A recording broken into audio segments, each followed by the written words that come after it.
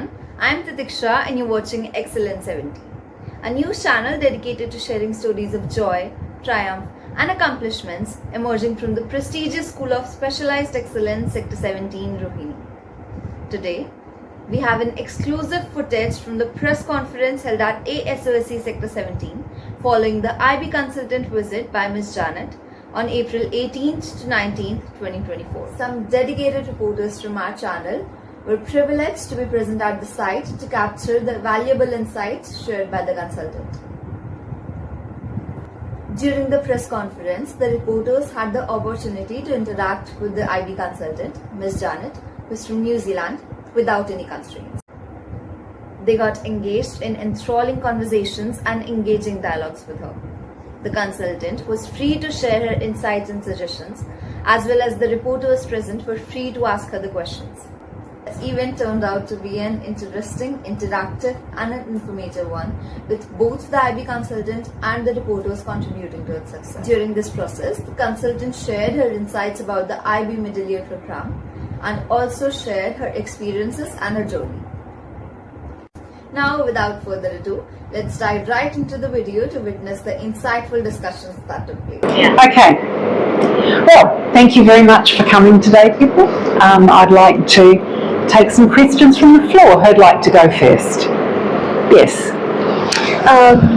Greetings of the day, ma'am. So now my question to you is that can you just suggest some strategies that you have observed that other institutions have opted to integrate the IB curriculum in their existing educational framework?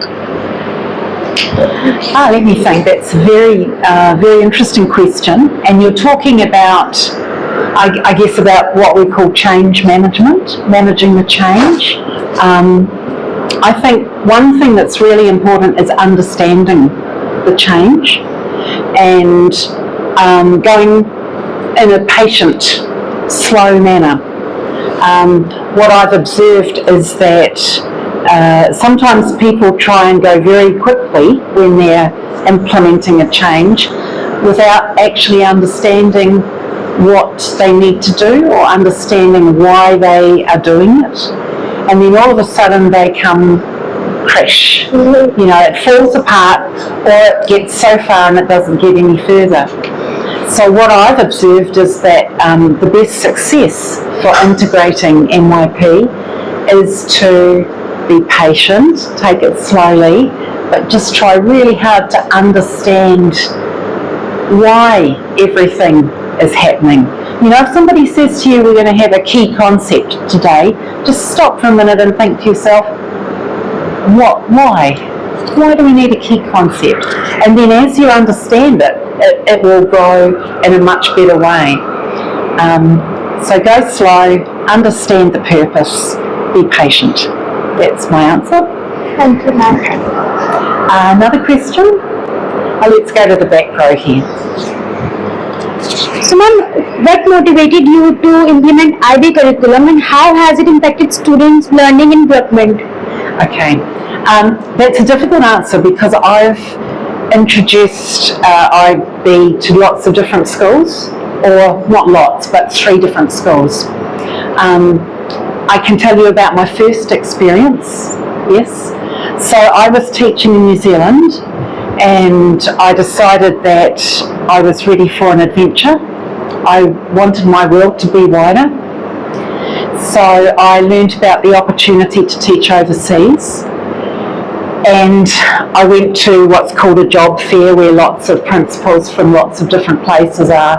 And I was interviewed and I was successful in getting a job in Cambodia, in Phnom Penh. And during my interview, the principal said, we're thinking about starting the NYP. And over my head, I didn't know what that meant.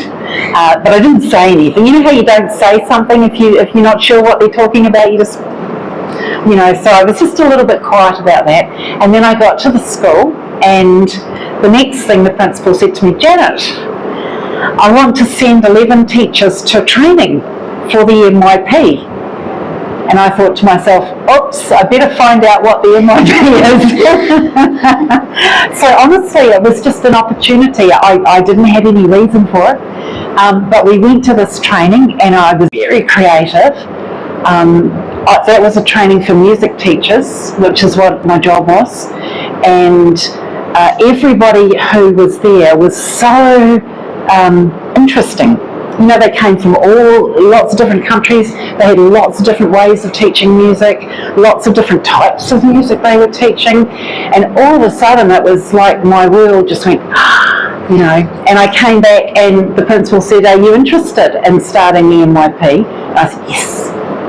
And ever since then, that's what I've been working at. That was in 1998. Okay. Yes.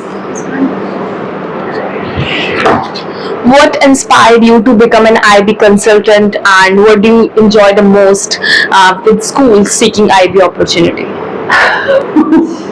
I don't know if I'm giving you good answers. Again, I had no particular inspiration. It was an accident. Same as, you know, I wish I could say to you I studied all the options and I had deep philosophical thoughts, but no, that didn't happen. So somebody just said, why don't you go to this training? There's a training for people to become, at that stage it was workshop leaders, it was training. And they said you could go and train to do this. That was after I'd been teaching MYP for a couple of years. So I took the opportunity. You know, when someone gives you an opportunity, you usually say yes, right? Yeah. So I just said yes. I didn't really know what it was, but I just said yes, and I went and did the training. And then I went back to school, and then a little bit later, the IB contacted me and said, would you like to go with somebody who's going to a school in Jakarta to do an MYP authorisation visit? And so I said yes, and you know, that just happened after that. But I've been very lucky because since I've started, I've visited almost 100 schools, and I've visited schools in Russia, I've visited schools all across Europe, I've visited schools in South Africa, Australia, New Zealand, all around Asia Pacific. I've had such a privileged, lucky time. I mean, visiting schools is the best thing anyway, because young people are wonderful. And, Thank you so much. And schools are interesting, amazing places, you know, so I'm always happy when I'm in a school with young people. But to have the opportunity to go into schools almost all around the world just because of this one little thing that I say yes to is fantastic. Thank you so much, ma'am. Okay. Yes. So, ma'am, my question is, which field do you like the most? Like to work in, being a teacher or in administration, like as a principal or an IB consultant? I mean, these are brilliant questions, but they're kind of difficult questions for me because I wrestle with that question myself. It's, you know, I've just told you why I love being an IB consultant, so I think I'd have to say that's the best. But the other two things are a real dilemma for me because I've done both, and when I'm teaching, I kind of want to be the boss, and when I'm in administration, I kind of want to be teaching, you know. Yeah. So I always try and find a situation where I've got a little bit of each, and I was very lucky that when I started as a head of a school, it was a very small school, so I still was able to do just a little bit of teaching. So at that time I was able to do grade 10 English, one class, but it just made me happy. Whereas when I'm not teaching at all, it's, you know, too many adults, not enough kids. Yeah. Another question? And I would like to ask that after authorization, what ongoing support does the IB organization provide to schools? It's a very excellent question. A lot is the short answer, okay? But it changes a little bit because the process that the school's in at the moment, the support is kind of organised. It's organised by the IB and it's organised by DBSE, and there's a definite process, right? So once you become authorised, it's kind of like the school becomes independent. It's a bit like you as students, you get to a certain point and you call the shots, you ask for the resources when you want it. So the IB still has a lot of resources and trainings and all sorts of things that schools can access if they want to. So that's the difference from having an organised process and then the school is now able to manage their own development. But having said that, the IB still does a check-in every few years and does a quality control, and checking, is the school still developing, is the school still doing things properly, just to make everybody feel comfortable that the quality that there was then is carrying on. Yeah. Okay. Thank you. Okay. Yes. Ma'am, as you said, you have been to hundreds of schools across different continents. 100, not hundreds. 100 schools. So what difference or a unique instance that you observed in ASOSE Sector 17 Rohini that stood out for you particularly when compared to the other schools that you have visited during your consultancy visits, etc.? Okay. One thing I've noticed, especially this morning when I was walking around, was, when you're doing a presentation or something in class, and when you're putting your hands up afterwards with comments and feedback and that sort of thing, I think that's something that's quite special to, I've seen it in India, but I thought this morning it was particularly smooth. It was happening in a very smooth way and respectful way. People were standing up and saying, can you explain this, or how are you going to do that, or what's your plans for this? It was, I thought, very, it was flowing. Do you know what I mean by that? It sort of had a rhythm and it was flowing. And I was actually more thinking about New Zealand schools, because I work in New Zealand schools sometimes. And our students wouldn't be able to do that, and it's just the way that your communication is got a sort of a rhythm to it, and you know how to challenge each other, but not in a aggressive, competitive way. I think we'd have more people who are a bit shy, or you'd have to encourage them to stand up and ask a question. So I guess it's a combination of communication skills and confidence, and maybe just feeling comfortable, perhaps. Okay. I'm going to say 2 more questions, okay? Yes. So my question to you is that, what are the future plans put in place for the ongoing evaluation and improvement of the IB program's effectiveness? That's what it is. Do you mean in general, or do you mean at the school? For this school and also for the whole, and future plans for the IB's program for effectiveness, how are we planning to increase any future plans that are put in place for the increment in the IB program's effectiveness when school is established? Okay, well that's kind of 2 questions.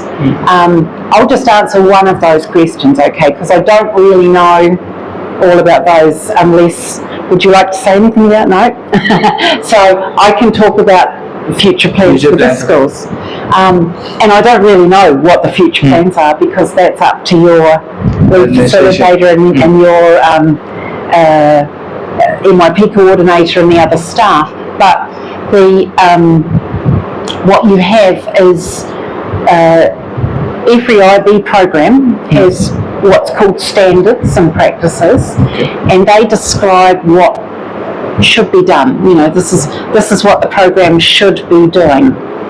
And the standards are the big ideas, so it should be assessing student work, and it should be having the curriculum and all that sort of thing. And then within that, there's lots of points, okay? So what happens is that the school develops an action plan. You probably know action plan from some of your subjects. The school develops an action plan based on all of those criteria, if you like, and the school then plans its own development, right? So it's very much in the hands of the school how it develops, and that's the school community, and that's all of you. You have a voice, you have a strong sense of your own representation and your student, what do you call it? Student management, what is it? Student advisor, yeah. So, so you have all of those bodies to represent and be part of that future plan as well. So that's how it goes at the school level. Thank you. Last question. Let's go here. You haven't asked one yet. Can you share some effects of IB authorization on students' achievement, success, student academic success, and also future readiness?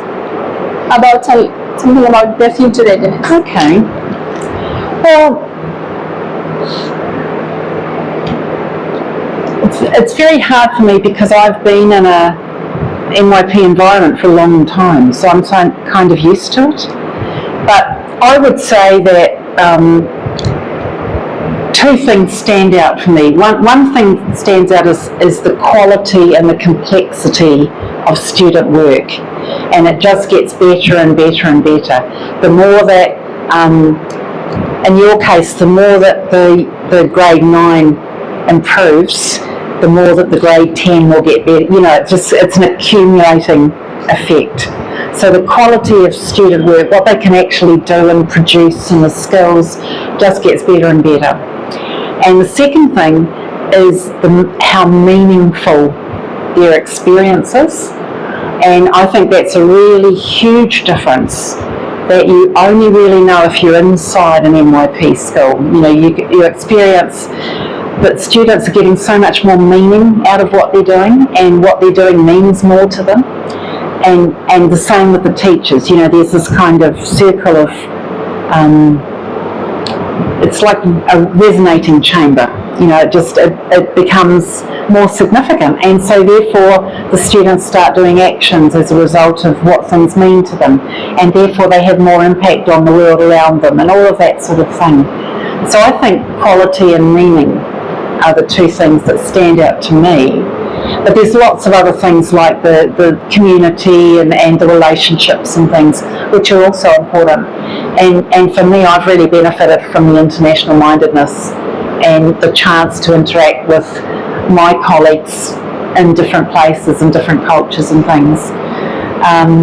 You said future readiness, there's a lot to say about that, but the fact that you're learning things like approaches to learning, the fact that you're dealing with concepts and transferring your knowledge, the fact that you're contextualising everything and thinking about it in terms of the local and the global, and all of that sort of thinking.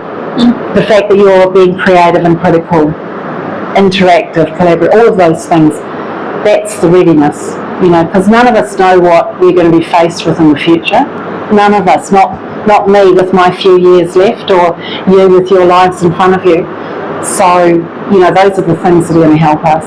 Thank you so much. Can I stop now? Yep. Thank you so much. And with that, the press conference came to an informative and an engaging end.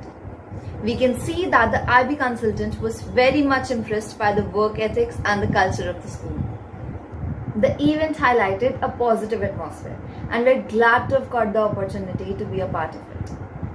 So this is it for today's video. Stay tuned for further updates about ASOSE Sector 17 Rohini. Now, I, Titiksha, am signing off. Thank you and have a wonderful day ahead.